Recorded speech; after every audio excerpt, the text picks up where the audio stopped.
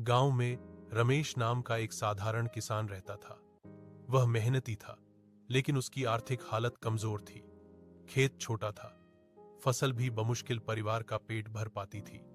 अक्सर गांव वाले उसे ताना मारते, इतनी मेहनत करता है फिर भी गरीब ही रहेगा। एक दिन गांव में एक साधु आया। उसने रमेश से कहा, बेटा, मैं तुझे असली दौलत दे सकता हूं।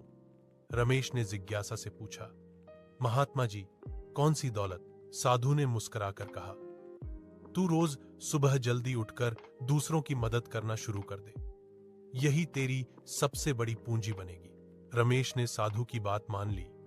वह रोज खेत का काम करने से पहले किसी न किसी की मदद करने लगा।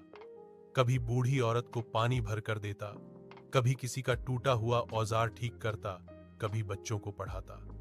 धीरे धीरे लोग उसकी ईमानदारी और दयालुता के कायल हो गए। कुछ सालों बाद गांव में अकाल पड़ा। जिनके पास अन्न भंडार था, उन्होंने कीमतें बढ़ा दी।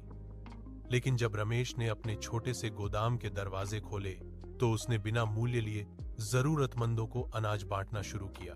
गांव वाले हैरान थे। उन्होंने कहा, तू तो गरीब था, फिर इतना अन्न कहां से आया? रमेश मुस्कुराया, तुम सबकी दुआएं और विश्वास ही मेरी असली दौलत है।